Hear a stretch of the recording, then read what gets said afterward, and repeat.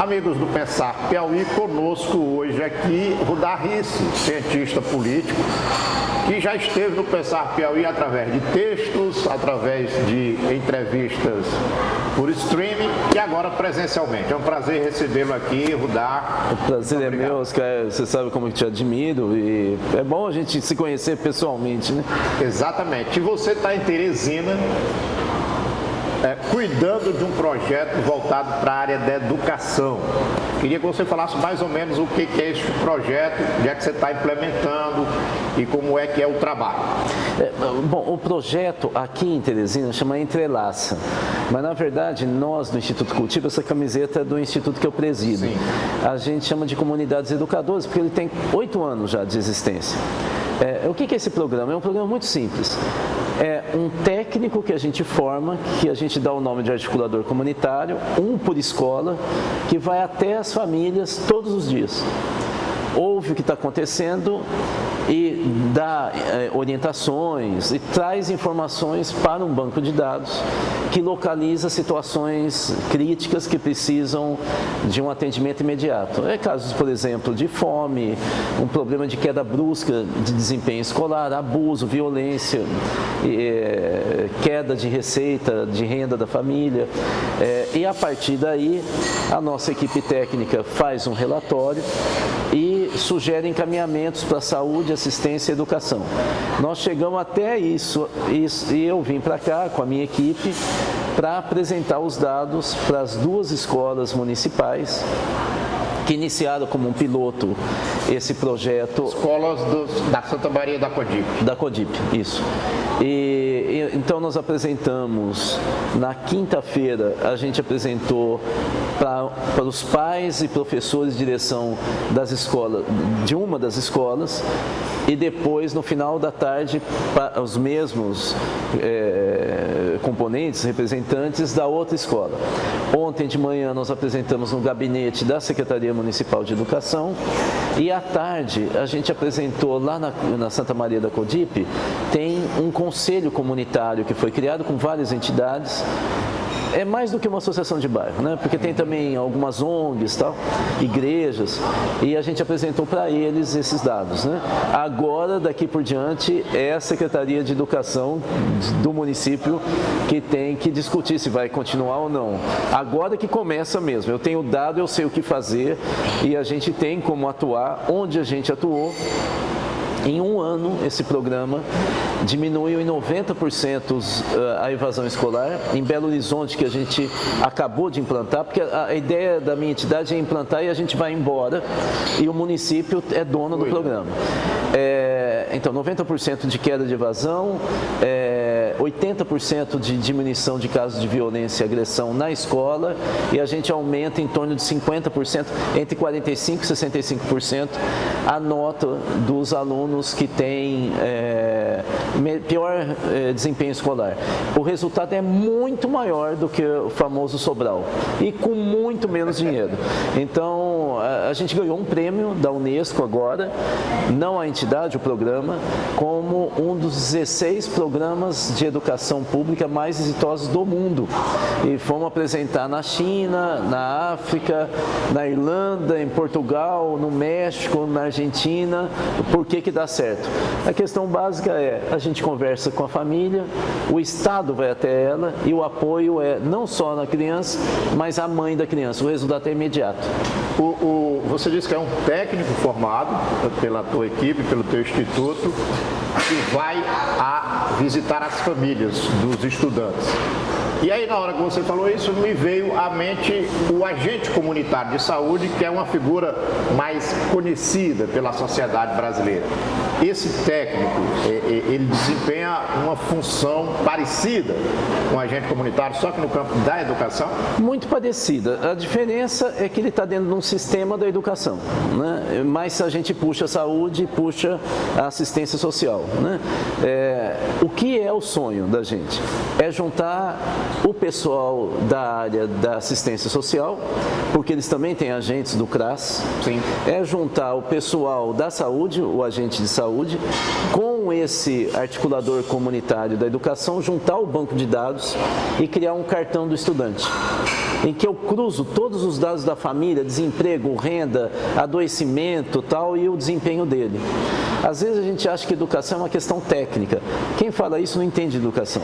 Porque você tem uma ideia, 80% dos alunos apáticos que nós temos no Brasil tem caso de suicídio, tentativa de suicídio ou depressão aguda na família. Se eu resolvo o problema da saúde mental, o resultado em 6 meses, Oscar, em todo lugar que a gente implantou. A nota do aluno vai lá em cima, ele volta a ter amigos, deixa de ser apático. Então, a gente precisa entender que a educação não se basta, não é a educação que resolve a educação. E não é só o professor soltando conhecimento numa sala de aula. Se eu conseguir unificar o banco de dados e se eu conseguir juntar as 3 equipes, para que vai o agente comunitário de saúde e depois vai outro técnico Se a gente juntar, eu tenho como criar um programa chamado do pré-natal ao primeiro emprego. Todas as crianças, todas as mães grávidas começam a receber um atendimento desse programa e vai até ele conseguir o primeiro emprego. Aí eu consigo dar um suporte total às crianças e adolescentes de Teresina e a gente espera do Brasil. Mas vamos falar um pouco de política. Passamos aí pela eleição, Bolsonaro perdeu a eleição, Lula ganhou a eleição. Eu vou já perguntar sobre Lula, mas quero começar pelo presidente derrotado. Do segundo turno para cá, o homem está sumido, resolveu fazer o fica em casa agora para ele próprio. Como é que você está vendo essa postura do Bolsonaro? E na mesma pergunta, eu te pergunto ainda, o que vai ser do bolsonarismo no Brasil? Bolsonarismo que eu digo é a extrema-direita brasileira. Como é que você está vendo ela a partir da derrota do Jair Bolsonaro? Veja, a segunda força política nacional é o bolsonarismo. Ele não vai acabar. Ele é, como você disse, extrema-direita. São fanáticos. Né? São pessoas que não adianta você falar, olha, isso aqui é assim. Falar, isso aí é inventado. Isso aí não é verdade. Fanático é assim, ele acredita no mundo paralelo e não adianta você dar dado, explicar. Você viu gente comemorando deles que o ministro Alexandre de Moraes teria sido preso. Quer dizer, o que você vai falar para esse pessoal? Não é? O pessoal no mundo de lamentação, a pessoa que pegou carona com o caminhão no para-brisa, quer dizer, é tão fora do comum que fica difícil imaginar como é que a gente dialoga com esse pessoal. Como é que foi formado esse pessoal? Olha, eu estudo o fascismo e o nazismo, desde o meu mestrado. O Brasil se tornou o maior celeiro de lavagem cerebral de massa desde o nazismo. Não tem nenhum outro país na história mundial do nazismo para cá que fez o que o Brasil fez. É gente que foi bombardeada por informações o tempo inteiro. Então, o que acontece nesse momento? O problema é que o Bolsonaro e a família dele alimentou tanto esses fanáticos, mostrando que se perdesse a eleição eles iam para a briga, que essa excitação levou a um problema muito grave para o Bolsonaro quando ele perde e não reage. A história é como a história de um herói. O herói estava pegando fogo o prédio, ele entrou e salvou todo mundo. Se dali 2 semanas ele passar num prédio que está pegando fogo e ele não entrar, vão falar, charlatão, safado. É a mesma coisa com o Bolsonaro. Ele disse que ia enfrentar, que ele não estava nem aí com o STF, que não estava nem aí, só que ele não enfrentou. Então, o que nós estamos vivendo? Corre um risco de uma outra pessoa assumir o lugar do Bolsonaro nessa extrema-direita? Exatamente o que setores dos militares do Exército, bolsonarista, né? Não são todos, estão dizendo, e parte do centrão bolsonarista é que é o Tarcísio, o agora governador de São Paulo, que vai assumir esse lugar. A família Bolsonaro e o próprio Jair não vão aceitar isso. Isso significa o quê? Que nós devemos ter 2, 3 meses de paz no Brasil porque eles estão brigando entre eles. Mas eles vão se recompor. A gente não pode se enganar.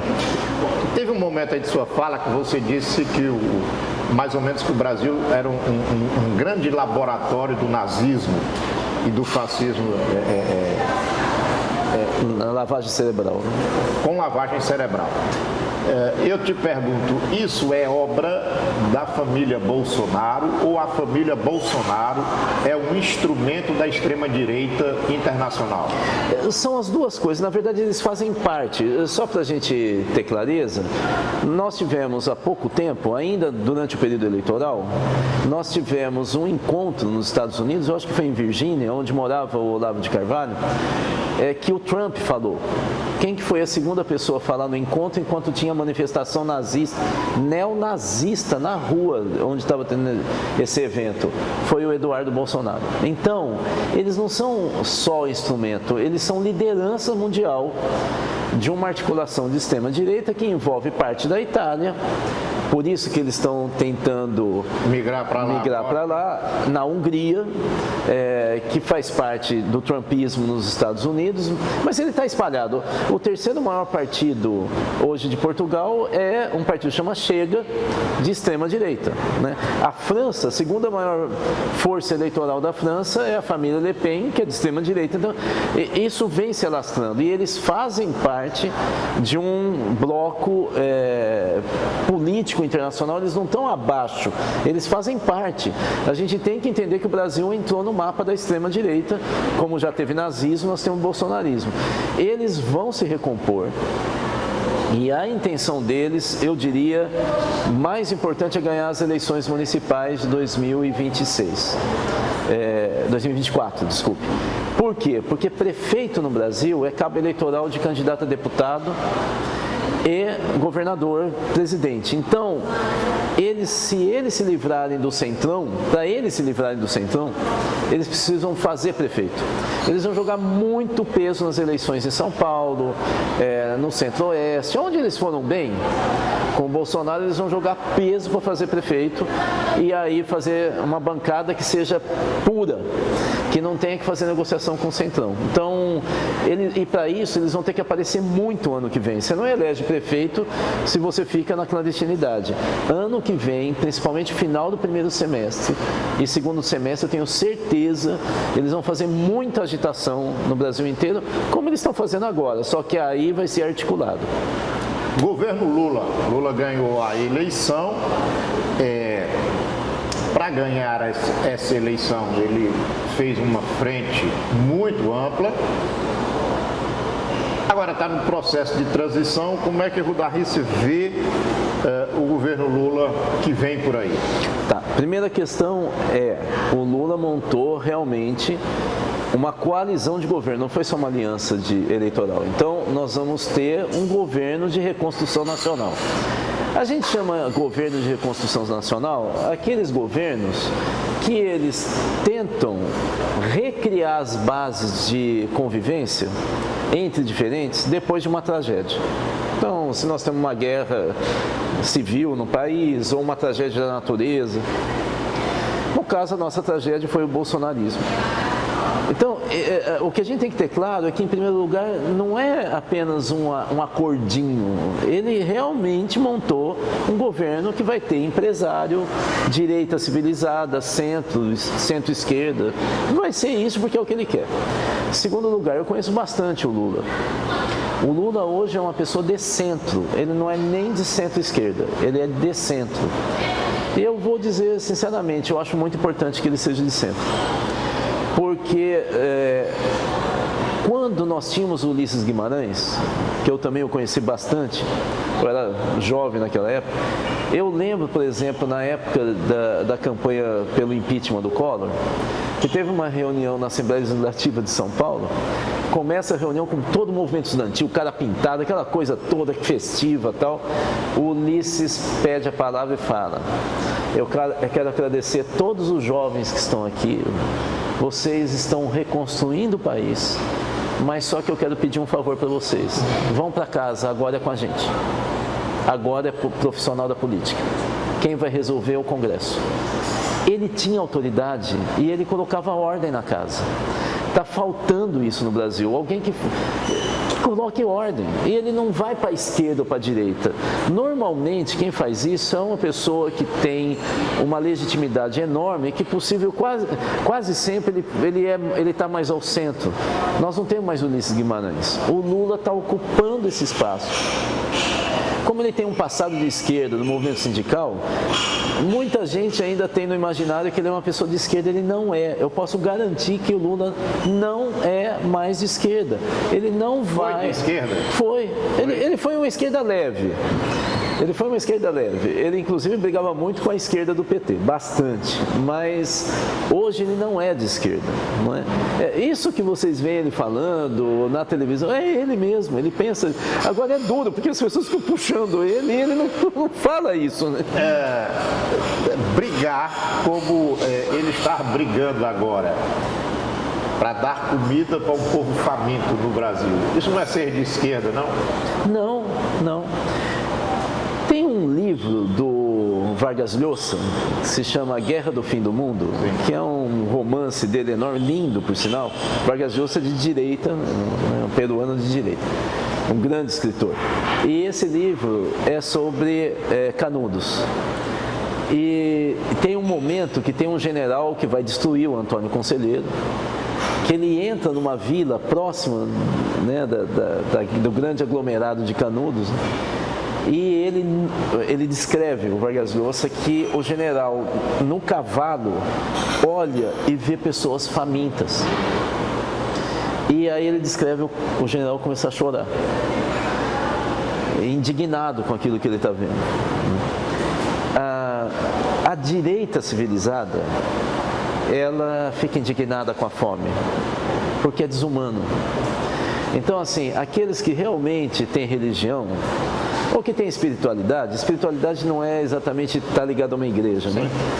Ele não consegue lidar com gente que está sofrendo e que poderia ter a minha vida. Não está sofrendo. Então, o que o Lula está falando é uma coisa básica, ou seja, a gente não pode ser o celeiro de alimento do mundo e ter brasileiro que passa fome. Ele não está falando, eu quero que tenha 3 aviões, um helicóptero, ele está falando para comer. Né, para as pessoas se sentirem dignas. Isso não é uma coisa de esquerda. O que é de esquerda, que é diferente disso? É quando se luta pela igualdade. Isso é esquerda. O Lula não está falando para ser igual, ele está falando para ter dignidade. A esquerda luta pela igualdade. Não é uma igualdade forçada, mas é para ter um mínimo de diferença da vida de um para outro. Bom, você me falou que a extrema-direita virá organizada para as eleições municipais. Você disse que o Lula é de centro, e não se engane, o Lula é de centro. E o que a esquerda brasileira faz agora? Vai ter que se reconstruir. Por onde? O PT... Olha, nós estamos tendo... alternativo. Eu imagino... O problema é o seguinte, um dos problemas do Brasil é que São Paulo manda pra caramba. Entende assim? São Paulo acha que o Brasil passa por lá. É uma locomotiva. E que está em queda porque nós estamos desindustrializando. Por isso que a extrema-direita cresceu lá. Porque é uma frustração o Estado que tem indústria começar a ver afundar as indústrias, né? Mas eu estava dizendo o seguinte, eu estou começando a perceber que a possibilidade que está se discutindo da reconstrução da esquerda em São Paulo, por isso que eu falei de São Paulo, é uma aproximação do PT com o PSOL. Se isso ocorrer, claro que vem PCdoB, PSB... Se isso ocorrer, nós vamos ter algo parecido com o que aconteceu em Portugal, que lá chama Geringonça, que é o Partido Socialista, que aliás rachou agora, mas era o Partido Socialista, que é muito parecido com o PT, com o bloco de esquerda, que é muito parecido com o PSOL. Se isso ocorrer, a esquerda se reorganiza no Brasil. Por quê? Porque você tem um partido como o PSOL, que ele tem a energia jovem, articula pautas muito mais ousadas, com a experiência e maturidade do PT, que se afastou das ruas e dessa agenda nova. Se a gente juntar, aí nós voltamos a ter um polo de referência. O que tem de importante é que a esquerda foi hegemônica De 1950 até o final do século XX, no Brasil, mesmo na ditadura militar, ela tinha hegemonia cultural, todo mundo ouvia Chico Buarque, era teologia de libertação na CNBB, Dias Gomes na televisão ou no teatro, era a esquerda, eram os valores da esquerda. Ninguém tinha coragem na ditadura de falar que era de direita, embora fosse ditadura. O Lula ganha, começa a pessoa a falar, eu sou racista. Nós perdemos, por quê? Essa ideia dos valores, por que se perdeu o Brasil nesses valores humanistas tal? Nem de esquerda, humanista. Porque os partidos de esquerda deixaram de fazer trabalho com a base. E a base ficou órfã, e aí é que entraram os empresários e a extrema-direita. Então, a recomposição não vai ser muito fácil, não vai ser rápida, mas agora tem um governo de um ex-líder metalúrgico, então tem espaço. Vamos ver, tem muita água que vai passar por baixo da ponte, muita. Então vamos ficar na ponte vendo essa água passar. É o meu lugar. Rudá, muito obrigado por esse bate-papo. Espero que em outra oportunidade a gente possa estar de novo vendo os acontecimentos aí. Eu também espero. A nossa entidade vai estar muito no Nordeste daqui por diante, e aqui em Piauí em especial, porque tem cajuína aqui. Que eu estou lhe devendo.